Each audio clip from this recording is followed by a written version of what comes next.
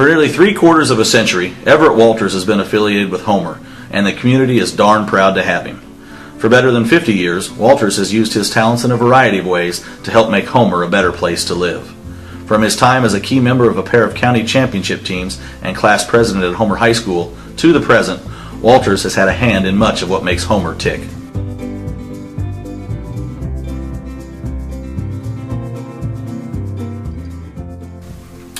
One of the charter members of the Homer Board of Recreation, he has been honored by both the Homer Community Improvement Association and American Legion Post 290 for his outstanding service to the community. He is one of only 5 persons so honored by the Legion.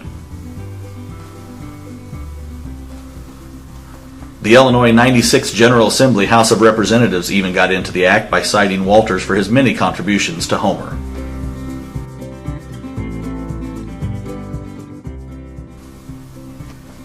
In addition to being an extremely active member of the Board of Recreation for more than a dozen years, Walter spent nearly a decade helping lead the local Boy Scout troop, was a volunteer fireman for the Homer Fire Protection District for 30 years, and emceed various community events for a period of 25 years.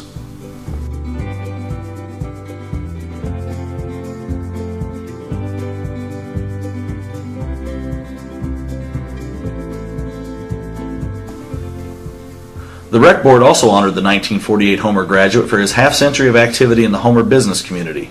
An electrician by trade, Walters began his business career in Homer by managing Kingpin Lanes and running the snack bar inside the bowling alley.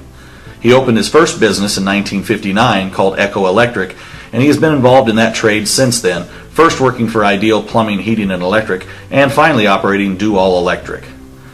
He also runs another business these days, Uncle Booney's Bait Shop. The bait shop doubles as the host of the unofficial Homer Men's Club many evenings, with storytelling and potluck meals highlighting the gatherings.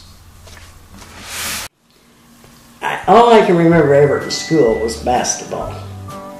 And that's only because I was a cheerleader. And I didn't cheerlead my senior year, but then he graduated. He was a year ahead of me in school. Oh, okay. And that's really all I remember of him there. But, you know, he's all for the village. He's all for Homer. If Everett takes something on, he'll give 100% for it. And I think that that's probably what got him named to the board. I think the mayor knew that if he put Everett on there, you know, he'd really see that it went. And actually, the rest of us pretty much all agreed on the same things, you know, the same idea of let the people see their tax dollars. Well, I know one of the other things that Everett ended up doing, and in talking to Everett a little bit, he said he didn't start out doing it, but at some point along the line he became Homer's unofficial MC. And so he would announce the parades and, you know, announce all the events, and whether it was 4th of July or Crazy Days or whatever. How did that come about? And he was just good at it. And he was willing to do it, and the rest of us kind of let him do it. 4th of July wasn't a dress-up event. I mean, when we went to work, and we worked all day. I know one time we had a huge crowd. The park was full all day long back when we were doing the 4th of July thing. From 11 o'clock in the morning on, it was full. People just brought their lawn chairs and spent the whole day. And one year we had a storm come up. We had to urge everybody to leave and go home. And then another year, the cops came, and we went to see what they wanted. And they were advising us that there was a big motorcycle gang up around Ogden, and they were concerned that, you know, but they didn't show up, so we were okay with that. But the whole county knew that was going on down there. That's how big it was. And you know, anytime you had a microphone, Everett usually had set the microphones up. He was the electrician. He did all of that. So you let him use his own equipment. so it kind of came natural, just let him start to finish, right? Right. Mm-hmm. But I kind of wanted to go back to when you, when the rec board first was started, and you said you and Everett were 2 of the 5 original members. and kind of explain Everett's role in all that and how the rec board idea came about. Actually, the rec board idea came about from Bob Davis. He was wanting a swimming pool, and Dale Wolf was willing to donate some land here at the south end of town for the pool.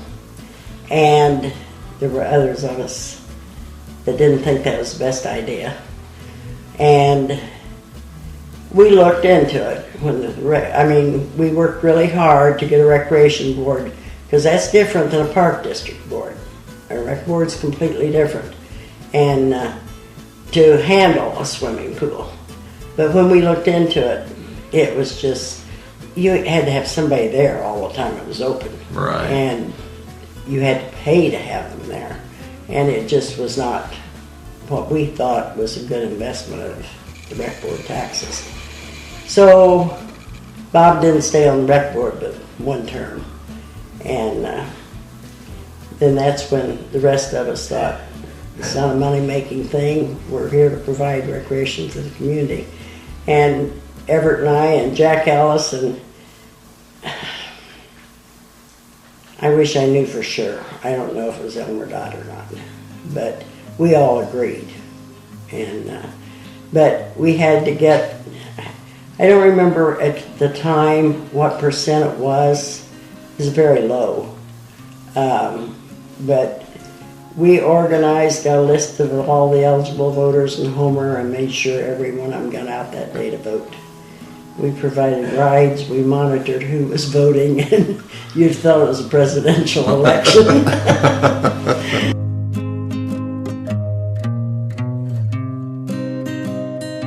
And, you know, we bought this house, it'll be 10 years ago this November, and he had retired. And I had the one up at the other house inspected before we put it on the market, and did everything that needed to be done. Like a stupid idiot, I didn't have this one inspected. Got down here, and I didn't even have enough electricity in the house for my electric stove.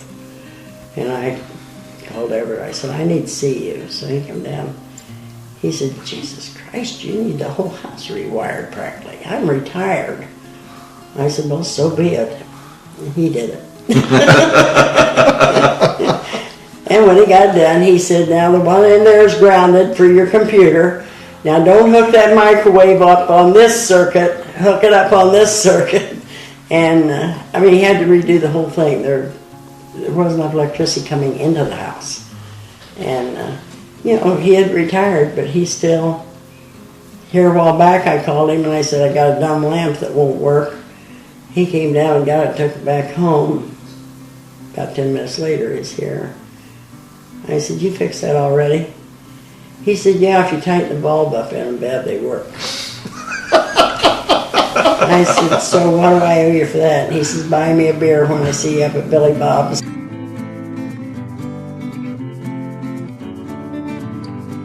But I'll tell you, I don't think there's been anything that's done in this community that Everett hasn't been a part of. That guy would help anybody and everybody.